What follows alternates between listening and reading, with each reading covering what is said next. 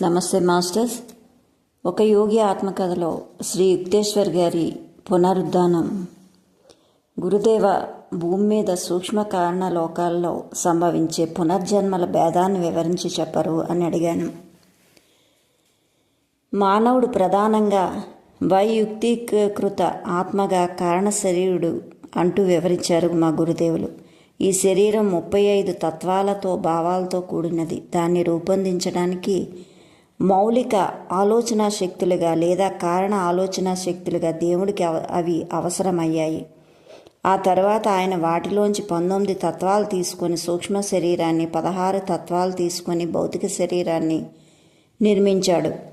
సూక్ష్మ శరీరంలో ఉండే 19 తత్వాలు మానసికమైనవి, భావోద్రేకపరమైనవి, ప్రాణకణికాపరమైనవి. ఈ 19 అంశాలు ఏంటంటే బుద్ధి, అహంకారం, చిత్తం, మనస్సు, 5 జ్ఞానేంద్రియాలు, చూపు, వినికిడి, వాసన, రుచి, స్పర్శ. గ్రహించడానికి ఉపకరించే సూక్ష్మ ప్రతిరూపాలు 5 కర్మేంద్రియాలు. ప్రజనానికి, విసర్జనకు, మాటకు, నడకకు, కాయిక కర్మకు ఉపకరించే సామర్థ్యాల మానసిక ప్రతిరూపాలు. ప్రాణశక్తి తాలూకా ఇంద్రియాలు 5 శరీరంలో స్ఫటికీకరణ, స్వాంగీకరణ, విసర్జన, జీవాణుపాక, ప్రసరణ కార్యాలు జరిపేవి. 19 తత్వాల సూక్ష్మ శరీర కోసం 16 స్థూల రసాయన మూలకాలతో రూపొందిన భౌతిక శరీరం నశించిన తరువాత కూడా ఉంటుంది. దేవుడు వివిధ తత్వాలని తనలో భావన చేసుకొని వాటిని స్వప్నాల్లోకి ప్రక్షేపించాడు. ఆ విధంగా అనంత సాపేక్షత భరణంతో తత్పరిమాణంతో అలంకరించుకున్న విశ్వస్వప్న మాయసుందరి ఆవిర్భవించింది. కారణ శరీరాల్లో 35 తత్వాల్లో భగవంతుడు మనిషి సూక్ష్మ శరీరం బాపతు 19 తత్వాల్ని, భౌతిక శరీరం తాలూకా 16 తత్వాల్ని సర్వ సంకీర్ణతాయుతంగా సమకూర్చాడు. స్పందన శక్తుల్ని ఘనీభూతం చేసి మొదట మనిషి సూక్ష్మ శరీరాన్ని, చివరికి భౌతిక శరీరాన్ని సృష్టించాడాయన. మౌలిక సారల్య రూపుడైన పరమేశ్వరుడు దిగ్భ్రమకారకమైన నానాతత్వంగా పరిగమించడానికి కారణమైన సాపేక్షతా నియమం ప్రకారం కారణ విశ్వము, కారణ శరీరం సూక్ష్మ విశ్వానికి, సూక్ష్మ దేహానికి భిన్నంగా ఉంటాయి. అలాగే భౌతిక విశ్వము, భౌతిక దేహం కూడా స్వభావతః సృష్టిలో ఇతర రూపాలకు భిన్నంగా ఉంటాయి. రక్తమాంసాలతో కూడిన శరీరం సృష్టికర్త నిశ్చయిత ప్రత్యక్షీకృత స్వప్నాలతో ఏర్పడినది. ఆరోగ్య అనారోగ్యాలు, కష్టసుఖాలు, లాభ నష్టాలు అన్న ద్వంద్వాలు భూమి మీద ఎప్పుడు ఉంటాయి. మానవులకు త్రిమితీయ పదార్థాలలో పరిమితి, ప్రతిరోధము తప్పదు. మనిషికి బ్రతికుండాలన్న కోరిక జబ్బు వల్లనో మరే కారణం వల్లనో తీవ్రంగా సడలిపోయినట్లయితే మరణం సంభవిస్తుంది. మాంసరూపమైన బరువైన బాహ్య కళేబరాన్ని తాత్కాలికంగా వదిలేయవలసి వస్తుంది. అయితే ఆత్మ సూక్ష్మ కారణ శరీరాల్లో అబద్ధమై ఉంటుంది. ఈ 3 శరీరాలు కలిపి ఉంచే సంయోజక శక్తి కోరిక, తీరని కోరికల చాలన శక్తే మానవుడి బానిసత్వానికి కారణం. భౌతిక వాంఛలకు మూలం అహంకారం, ఇంద్రియ సుఖాలు, ఇంద్రియ అనుభవ నిర్బంధం లేదా ప్రలోభం. సూక్ష్మలోక అనుబంధాలకు కానీ కారణలోక అనుభూతులకు కానీ సంబంధించిన వాంఛాశక్తి కన్నా ఎక్కువ శక్తివంతమైంది. సూక్ష్మలోక వాంఛలు స్పందన రూప సూక్ష్మ సుఖానుభవానికి సంబంధించినవి. సూక్ష్మలోక జీవులు వివిధ గోళాల ఆకాశ సంగీతాన్ని అలంకరించి సృష్టి అంతా శీల కాంతి తాలూకా అనంతావి వ్యక్తులుగా కనపడడం వల్ల పరవశులై ఆనందిస్తారు.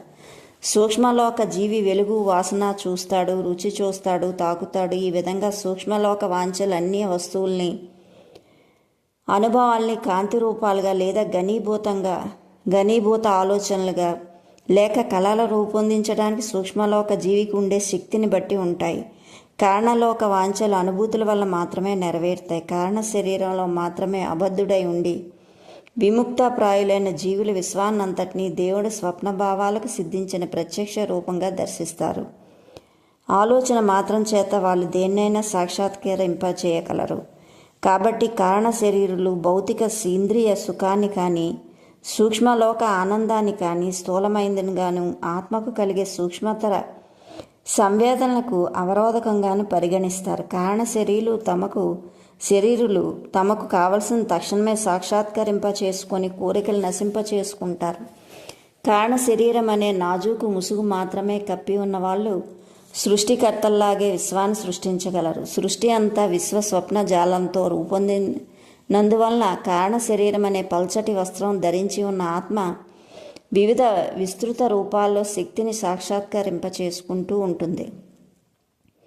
సహజంగా కంటికి కనిపించని ఆత్మను దాని శరీరం చేత, వివిధ శరీరాల చేత మాత్రమే గుర్తుపట్టడానికి వీలవుతుంది. శరీరం ఒకటి ఉందంటే అది తీరని కోరిక వలన ఏర్పడినట్టే లెక్క. మానవుడి ఆత్మ ఒకటో రెండో మూడో శరీరం అనే సీసాల్లో బంధించబడి ఉండి అజ్ఞానం అనే కోరికలనే బెరడాతో గట్టిగా బిగించి ఉన్నంతకాలం అతడు పరమాత్మ సాగరంలో లీనం కాలేడు. చావు అనే సుత్తి దెబ్బతో స్థూల భౌతిక కాయం బద్దలైపోయినప్పుడు సూక్ష్మ కారణ శరీరం అనే తక్కిన తొడుగులు రెండు సర్వవ్యాప్త ప్రాణమనే పరమాత్మతో సచేతనంగా లీనం కావడానికి వీలు లేకుండా ఆత్మను నిరోధించడానికి ఇంకా మిగిలి ఉంటాయి. జ్ఞానం ద్వారా నిష్కామం అలవడినప్పుడు దాని శక్తి తక్కిన కోశాలన్నింటినీ రెండింటినీ చిన్నాభిన్నం చేస్తుంది. చివరకు స్వల్పమైన మానవాత్మ విముక్తమై అమేయ సమృద్ధమైన పరమాత్మతో ఐక్యమవుతుంది. ఉత్కృష్టము అద్భుతము అయిన కారణలోకాల గురించి మరికొంత చెప్పమని గురుదేవులు అర్థించారు. కారణ శరీరం చెప్పలేనంత సూక్ష్మమైంది అన్నారు ఆయన. దాన్ని అర్థం చేసుకోవాలంటే ఎవరైనా తాము కళ్ళు మూసుకొని సూక్ష్మ విశ్వానికి, భౌతిక విశ్వానికి, సమస్తాన్ని గట్టి బుట్ట ఒకటి కింద వేలాడుతున్న ప్రకాశమానమైన గాలిబుడగనంతటినీ భావాల రూపంలో దర్శించడానికి కావలసిన మహత్తర ఏకాగ్రత శక్తులు ఉండి తీరాలి. అది మానవ సాధ్యమైన ఏకాగ్రత ఆ రెండు విశ్వాల్ని వాటి సంకీర్తనలన్నిటితో సహా కేవల భావాలలో పరివర్తన చేయడంతో లేదా పరిష్కారం చేయడంలో కృతకృత్యుడు కాగలిగితే అప్పుడు అతను కారణలోకాలకు చేరి మనస్సు పదార్థం మధ్య సరిహద్దుల్లో నిలబడతాడు. అప్పుడు అతడు ఘన, ద్రవ, వాయు పదార్థాలు, విద్యుత్ శక్తి, సర్వజీవులు, దేవతలు, మనుషులు, జంతువులు, మొక్కలు, సూక్ష్మజీవులు మొదలైన సృష్టిలోని వస్తువులన్నింటినీ చైతన్య రూపాలుగా దర్శిస్తాడు. అంటే మనిషి కళ్ళు మూసుకొని తన దేహం భౌతిక నేత్రాలు కనబడకుండా కేవలం భావం మాత్రంగా ఉన్నా కూడా తానన్నవాడు ఒకడు ఉన్నాడని గ్రహించినట్లుగానే అన్నమాట. మనిషి ఊహలో చేయగలిగిందంతా కారణ శరీరుడు వాస్తవంగా చేస్తాడు. కేవలం మనసులో ఆలోచన మొదటి కొస నుంచి తుది కొస దాకా సాగడానికి కానీ, ఒక లోకం నుంచి మరో లోకంకి మానసికంగా లంకించడానికి కానీ, నిత్యత్వం అనే కూపంలో అంతు లేకుండా పడుతూ ఉండడానికి కానీ, నక్షత్ర మండలాల ముత్యాల పరిధిలోకి రాకెట్లు మాదిరిగా దూరిపోవడానికి కానీ, పాలపుంత మీద రాళ్ళలోని సెర్చ్ లైట్లా ఆడడానికి కానీ అత్యంత విస్తారమైన మానవ కల్పనా శక్తికి సామర్థ్యం ఉంది. కానీ కారణలోక జీవులు అంతకన్నా గొప్ప స్వేచ్ఛ ఉంది. భౌతిక అవరోధం కానీ, సూక్ష్మ అవరోధం కానీ, కర్మబద్ధత కానీ లేకుండా వాళ్ళు తమ భావాల్ని తక్షణమే మూర్త రూపంలో అనాయాసంగా ప్రత్యక్షీకరించుకుంటారు. భౌతిక విశ్వం మౌలికంగా రుణ విద్యుత్ అయస్కాంతారాలతో ఏర్పడ్డది కానీ, అలాగే సూక్ష్మ విశ్వం మౌలికంగా ప్రాణ కణికాలతో ఏర్పడ్డది కాదని, నిజానికి ఆ రెండు సృష్టిని సృష్టికర్త నుంచి విడదీయడానికి మధ్యలో కలుగజేసుకుంటున్నట్టు అనిపించే సాపేక్షత నియమం అనే మాయచేత ఖండితమై విభాజితమైన భగవద్భావన తాలూకా సూక్ష్మతమ కణాలతో ఏర్పడ్డదని గ్రహిస్తారు. కారణలోకాల్లో ఆత్మలు మరొకదానికొకటి ఆనందమయ పరమాత్మ తాలూకా వైయుక్తీకృత బిందువులుగా గుర్తుపడతాయి. వాటి చుట్టూ ఉండే వస్తువులన్నీ భావనా వస్తువులే. కారణ శరీరాలు కేవలం భావాలైన తమ దేహాలకు ఆలోచనలకు ఉండే తేడా గమనిస్తారు. మానవుడు ఒకడు కళ్ళు మూసుకొని మిరుమిట్లు గొలిపే తెల్లటి వెలుగును కానీ, మందమైన నీలివన్న మసక వెలుతురును కానీ చూడగలిగినట్లే కారణ శరీరాలు కేవలం ఆలోచనలే చూడగలరు, వినగలరు, వాసన చూడగలరు, రుచి చూడగలరు, తాకగలరు. వాళ్ళు విశ్వమాన శక్తితో ఏదైనా సరే సృష్టించేస్తారు, లయం చేస్తారు. కారణలోకంలో చావు పుట్టుకలు రెండూ భావనలోనే ఉంటాయి. కారణ శరీరాలు నిత్య నూతన జ్ఞానం అనే అమృతంతో విందు చేసుకుంటారు. శాంతి అనే నీటి బుగ్గలోంచి పెళ్ళుబుకి వచ్చిన తాగుతారు. పెళ్ళుబుకి వచ్చింది తాగుతారు. అనుభూతి అనే దారి లేని నేల మీద తిరుగుతారు. ఆనందం అనే అనంత సాగరంలో ఈదులాడుతారు. అవిగో వాళ్ళ ఉజ్వల భావదేహాలు. అనంతత్వపు ఆకాశ రూప స్థలం మీద కోట్లాను కోట్లుగా పరమాత్మకు సృష్టించిన లోకాలని, విశ్వాలనే తాజా బుడగల్ని, జ్ఞాన తారకల్ని, సువర్ణ నీహారికలని, చిత్రవర్ణ స్వప్నాలని దాటి మునుముందుకు దూసుకుపోతున్నాయి. అనేక జీవుల కారణలోకాల్లో వేల కొద్దీ సంవత్సరాలు ఉండిపోతారు. గాఢతరమైన ఆనందాతి రేఖల వలన విముక్తాత్మ అప్పుడు స్వల్పమైన కారణ శరీరంలోంచి బయటకు వచ్చి కారణ విశ్వానికి ఉన్న విశ్వారత అనే రూపాన్ని ధరిస్తుంది. భావాలు వేరువేరు సుడిగుండాలుగా, ప్రత్యేక కృత శక్తి తరంగాలు, ప్రేమ, ఆనందము, శాంతి, సహజ అవబోధన, ప్రశాంతత, స్వయం సంశయము, ఏకాగ్రత ఇవన్నీ కరిగి పరమాత్మానంద సాగరంలో లీనమైపోతాయి. అట మీదట ఆత్మ తానొక వైయుక్తీకృత తరంగంగా ఆనందానుభవం పొందదు. చింతనహాసం, ఆహ్లాదకర స్పందాలు అనే కెరటాలు గల విశ్వైక మహాసాగరంలో విలీనమైపోతుంది. ఆత్మ ఈ 3 శరీరాల గూళ్లను విడిచిపెట్టేసినప్పుడు సాపేక్షికత నియమం నుంచి తప్పించుకొని అనిర్వచనీయ నిత్యస్థితం అవుతుంది. సర్వవ్యాపకత్వం అనే సీతాకోక చిలకను చూడు. దాని రెక్కల మీద నక్షత్రాలు, చంద్రబింబాలు, సూర్యబింబాలు చిత్రించి ఉంటాయి. పరమాత్మ మాదిరిగా ఆత్మ వెలుగులేని వెలుగు, చీకటి లేని చీకటి, ఆలోచన లేని ఆలోచన ఉండే ప్రాంతంలో విశ్వసృష్టి అనే దైవ స్వప్నంలో కలిగిన ఆనందాతిశయంతో మత్తెక్కి ఉంటుంది. విముక్తాత్మ అంటూ విస్మయంతో పలికాను. చివరికి శారీరక భ్రాంతులనే 3 ఘటంలోంచి బయటపడ్డ ఆత్మ తన వ్యక్తిత్వాన్నే కోల్పోకుండా అనంతంలో ఏకమవుతుంది. క్రీస్తు యేసుగా పుట్టడానికి పూర్వమే ఆ చరమ స్వేచ్ఛను సాధించారు. ఆయన భూలోక జీవితంలో మరణము, పునరుద్ధానము అనే 3 నాళ్ళ అనుభవంతో సూచకమైన పూర్వదశలు 3 ఆయన పరమాత్మను చేరుకోవడానికి కావలసిన సంపూర్ణ శక్తిని సాధించాడు అన్నారు గురుదేవులు. అభివృద్ధి చెందని మనిషి ఈ 3 లోకాల నుంచి బయటపడడానికి భూలోకంలో, సూక్ష్మలోకంలోని లెక్కలేనని జన్మలు ఎత్తవలసి ఉంటుంది. ఈ చరమ స్వేచ్ఛ సాధించిన గురువు ఇతర మానవులు దేవుడి దగ్గరికి తీసుకు రావడానికి, భూలోకానికి ప్రవక్తగా తిరిగి వెళ్ళడానికి నిర్ణయించుకోవచ్చు. లేకపోతే నాలాగే ఈ సూక్ష్మ విశ్వంలో ఉందామని అనుకోవచ్చు. అక్కడ రక్షకుడు అక్కడ వాళ్ళ కర్మ భారాన్ని కొంత తాను మోస్తూ వాళ్ళు సూక్ష్మ విశ్వంలో మళ్ళీ పుట్టవలసిన అవసరం లేకుండా చేసి వాళ్ళు కారణలోక మండలాలకు శాశ్వతంగా వెళ్ళేటందుకు సహాయపడతారు. లేదా విముక్తాత్ముడు కారణలోకంలోంచి ప్రవేశించి అక్కడ వాళ్ళు కారణ శరీరంలో తమ జీవితకాలాన్ని తగ్గించుకొని కైవల్య ప్రాప్తిని పొందడానికి తోడ్పడతాడు. పునర్ధానం చెందిన ఆత్మలు ఈ 3 లోకాల్లో తిరిగి రావాలన్న నిర్బంధం కలిగించే కర్మను గురించి ఇంకా తెలుసుకోవాలని ఉందండి అన్నాను. సర్వజ్ఞులైన నా గురుదేవులు చెప్పింది ఎప్పటికీ అలా వింటూనే ఉండగలగని అనిపించింది. ఆయన భూమి మీద గడిపిన జీవితంలో ఏ సమయంలో నేను ఇంత జ్ఞానాన్ని వంట పట్టించుకోలేకపోయాను. ఇప్పుడు మొదటిసారిగా చావు బతుకుల చదరంగం బల్ల మీద ఉండే నిగూఢత అంతరాలను గురించి సుస్పష్టం, సున్నితము అయిన జ్ఞానం పొందుతున్నాను. 3 సూక్ష్మలోకాలు శాశ్వతంగా ఉండడం సంభవించేలోగా అతడు తన భౌతిక కర్మను లేదా కోరికలను పూర్తిగా అనుభవించాలంటూ వివరించారు గురుదేవుడు. ఆహ్లాదకరమైన కంఠస్వరంతో సూక్ష్మలోకాల్లో 2 రకాల జీవులు ఉంటాయి.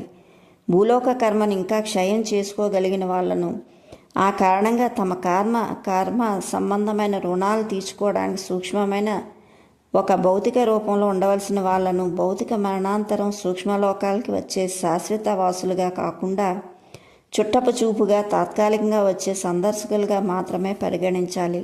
భూలోకంలో కర్మ ఫలానుభోగం పూర్తి కాని జీవులకు సూక్ష్మలోక మరణం సంభవించిన తరువాత విశ్వభావాల ఉన్నత కారణ మండలాల్లోనికి వెళ్ళడానికి అనుమతి లభించదు. 16 స్థూల తత్వాలున్న తమ భౌతిక దేహాన్ని 19 సూక్ష్మతత్వాలు ఉన్న సూక్ష్మ దేహాన్ని వరుసగా స్పృహలో ఉంచుకొని భౌతిక లోకానికి, సూక్ష్మలోకానికి అటు ఇటు రాకపోకలు సాగిస్తూ ఉండాలి. అయితే భౌతిక శరీరం నశించిన తర్వాత ప్రతిసారి భూమికి వచ్చిన అభివృద్ధి చెందని జీవి చాలా మటుకు మరణ స్వప్నం అనే గాఢ సుషుప్తిలో ఉండిపోతాడు. అందమైన సూక్ష్మలోకం అతనికి స్పృహలో ఉండదు. అటువంటి వాడు సూక్ష్మలోక విశ్రాంతి తీసుకున్న తర్వాత అనుక్రమ శిక్షణ కోసం భౌతిక లోకానికి తిరిగి వెళ్తాడు. పదే పదే సాగే రాకపోకల వల్ల అతడు క్రమంగా సులువుగా అర్థం కాని సూక్ష్మ నిర్మాణం గల లోకానికి అలవాటు పడిపోతాడు. అది అలా ఉండగా సూక్ష్మ విశ్వంలో మామూలుగా ఉంటున్న వాళ్ళు లేదా చిరకాలంగా స్థిరవాసులుగా ఉంటూ వచ్చిన వాళ్ళు భౌతిక వాంఛలన్నింటినీ విముక్తులయ్యి భూలోకపు స్థూల స్పందనలు మళ్ళీ లోను కావాల్సిన అవసరం లేనివారు. అటువంటి జీవులకు సూక్ష్మ కారణ కర్మలు మట్టుకే అనుభవించాల్సి ఉంటుంది. సూక్ష్మలోకంలో మరణించిన తర్వాత ఆ జీవులు అత్యంత సూక్ష్మతరము సుందరతరమైన కారణలోకాలకు వెళ్తారు. విశ్వ నియమం నిర్ణయించిన ప్రకారం కొంతకాలం గడిచిన తర్వాత ఈ ప్రగత జీవులు హిరణ్యలోకానికో అలాంటి ఉన్నత సూక్ష్మలోకానికో వెళ్ళి సూక్ష్మలోక కర్మ ఫలావ శేషాన్ని అనుభవించడానికి ఒక కొత్త సూక్ష్మ శరీరంలోకి ప్రవేశిస్తారు. అబ్బాయి, నేను దైవాజ్ఞ చేత పునరుద్ధానం చెందానని ఇప్పుడు నువ్వు పూర్తిగా గ్రహించవచ్చు అంటూ చెప్పారు శ్రీ యుక్తేశ్వర్ గారు. అయితే నేను రక్షకుడిగా పనిచేసేది భూమి నుంచి పైకి వచ్చిన సూక్ష్మలోక జీవులను ఉద్ధరించడం కోసం కన్నా ముఖ్యంగా కారణలోకం నుంచి తిరిగి వచ్చి సూక్ష్మలోకంలో పునర్జన్మ ఎత్తి ఆత్మల్ని ఉద్ధరించడం కోసమని చెప్పాలి. భూమి నుంచి వచ్చిన వాళ్ళు తమ భౌతిక కర్మావశేషాలను ఇంకా నిలుపుకొని ఉన్నట్లయితే హిరణ్యలోకం వంటిది అత్యున్న సూక్ష్మలోకానికి చేరలేరు.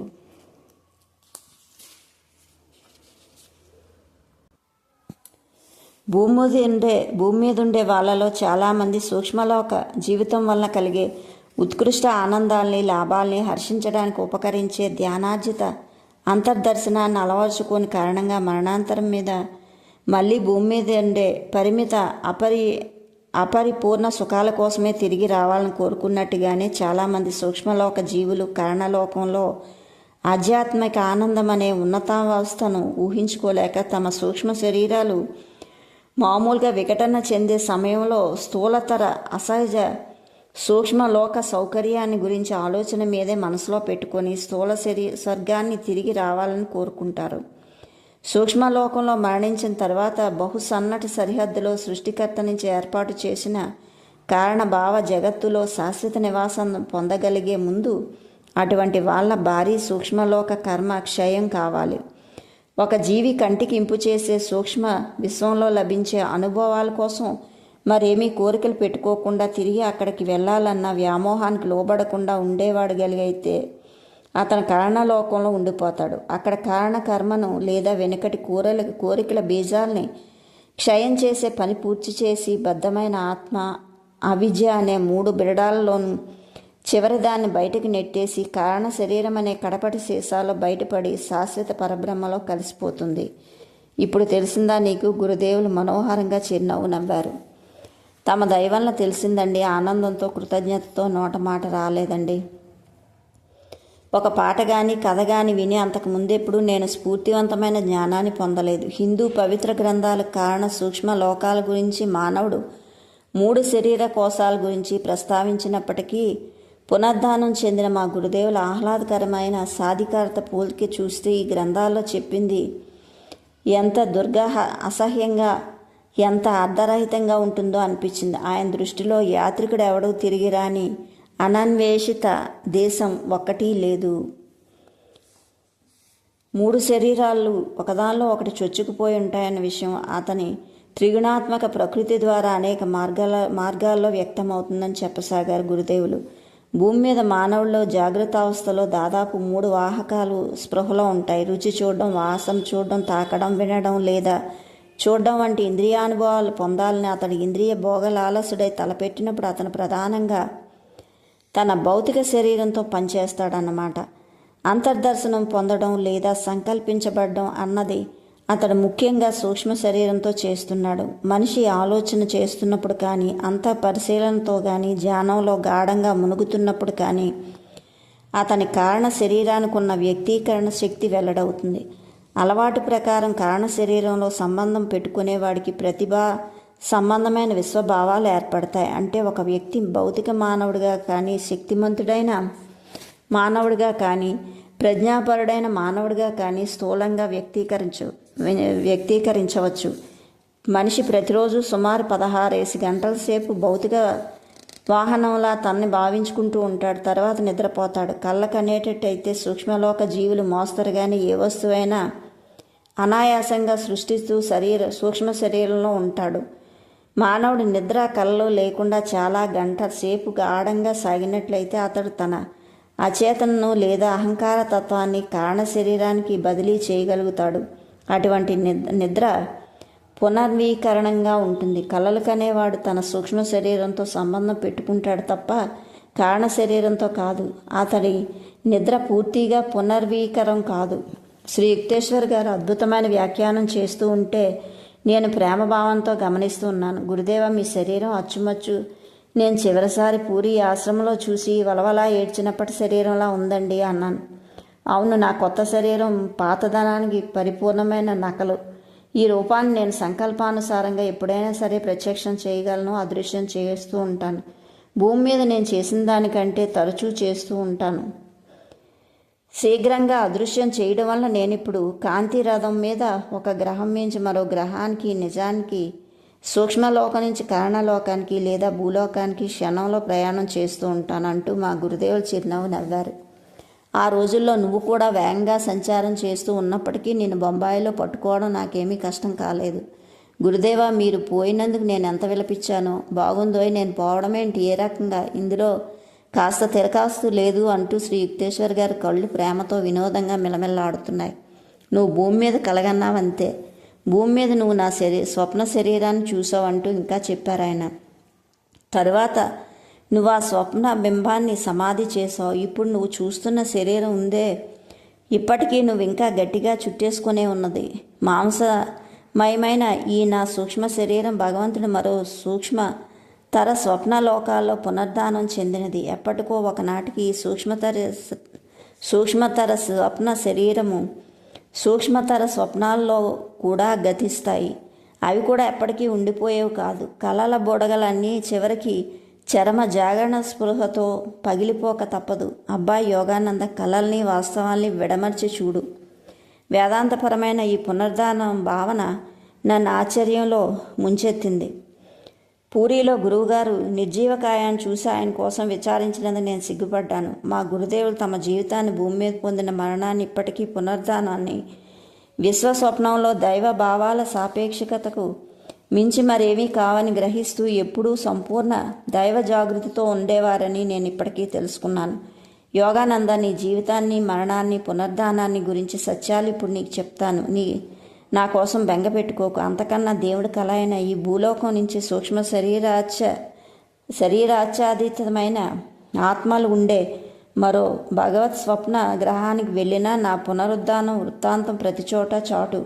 ప్రపంచంలో ఉన్న దుఃఖపీడిత, మరణభీత స్వప్న దర్శకుల హృదయాల్లో కొత్త ఆశను చీరింపచేస్తాయి. అవును గురుదేవా అంటూ ఆయన పునర్ధానం వల్ల కలిగిన ఆనందాన్ని నేను మనసారా ఇతరులతో పంచుకుంటాను. ఈ భూమి మీద నా ప్రమాణం అసౌకర్యం కలిగించేటంత ఉన్నతమైనవి. చాలామంది స్వభావానికి సరిపడమీను. నిన్ను నేను తిట్టవలసిన దానికంటే ఎక్కువసార్లే తిట్టాను. నువ్వు పరీక్షలో నెగ్గావు. నీ ప్రేమ నా మందలింపు మబ్బుల్లోంచి దూకి వచ్చి ప్రకాశిస్తుంది అంటూ ఆయన దయతో ఇంకా ఇలా అన్నారు. నేను ఈవేళ నీకు ఇంకో సంగతి చెప్పాలని కూడా వచ్చాను. ఇక ముందెన్నడూ నేను మందలిస్తూ తీవ్రంగా నీ వైపు చూడను. నేను ఇంక తిట్టను. మా గురుదేవుల మందలింపు ఎంత పోగొట్టుకున్నానో నేను. ఆయన తిట్టిన ప్రతి తిట్టు నాకు ఒక దీవెనగా ఉండేది. ప్రియాతి ప్రియమైన గురుదేవ, 1,00,000 సార్లు తిట్టండి, ఇప్పుడు చివాట్లు పెట్టండి, ఇంకా తిట్టను అన్నారు ఆయన. ఆయన దివ్య స్వరంతో గుప్తంగా నవ్వున్నప్పటికీ స్వరం గంభీరంగా ఉంది. మన రూపాలు రెండు భగవంతుడు మాయాస్వప్నంలో వేరువేరుగా కనిపించినంతకాలం నువ్వు నేను కలిసి చిరునవ్వులు నవ్వుకుంటాం. చివరికి మనం ఒకరమయ్యి విశ్వ ప్రియతముల్లో లీనమవుతాం. మన చిరునవ్వులు ఆయన చిరునవ్వులు అవుతాయి. మన సమైక్య ఆనంద గీతం అనంతమంతటా స్పందిస్తూ దైవానుసంధానం పొందిన ఆత్మలకు ప్రసారం అవుతూ ఉంటుంది. శ్రీ యుక్తేశ్వర్ గారు కొన్ని విషయాలు కూడా వివరించారు, కానీ వాటిని ఇక్కడ నేను వెల్లడించలేకపోయాను. బొంబాయి హోటల్ గదిలో ఆయన నాతో గడిపిన 2 గంటల్లో నేను అడిగిన ప్రతి ప్రశ్నకు జవాబిచ్చారు. 1936లో ఆనాడు ఆయన ప్రపంచంలో భవిష్యత్తు గురించి పలికిన జోస్యాలు కొన్ని ఈపాటికే ఫలించాయి. బాబు, ఇప్పుడు ఇంకా నేను నిన్ను విడిచి వెళ్ళాలి మరి. ఈ మాటలు వినడంతో నేను చుట్టి ఉంచిన చేతులు గురుదేవ్ కరిగిపోతున్నట్టు అనిపించాయి. నాయన అంటూ పిలిచినప్పుడు ఆయన కంఠస్థానం నా ఆత్మాకాశంలో స్పందిస్తూ ప్రవేశించింది. నువ్వు నిర్వికల్ప సమాధి ద్వారంలో ప్రవేశించి నన్ను ఎప్పుడు పిలిస్తే అప్పుడు ఇవాళట్లాగే రక్తమాంసాలున్న శరీరంలో నీ దగ్గరకు వస్తాను అన్నారు ఆయన. ఈ దివ్య వాగ్దానం చేసి శ్రీ యుక్తేశ్వర్ గారు నాకు కనుమరుగు అయిపోయారు. సంగీతంతో కూడిన ఉరుముల మెరుపుల మేఘ గర్జన స్వరం ఒకటి పలికింది. అందరికీ చెప్పు, ఈ భూలోకం దేవుడి కళ అని నిర్వికల్ప సమాధిలో తెలుసుకున్నవాడల్లా హిరణ్యలోకమనే సూక్ష్మతర స్వప్న జనిత గ్రహానికి రాగలడు. అచ్చం భూమి మీద ఉన్నప్పటికీ శరీరం లాంటిది శరీరంతోనే పునర్ధానం చెంది ఉండడం వల్ల గమనిస్తాను.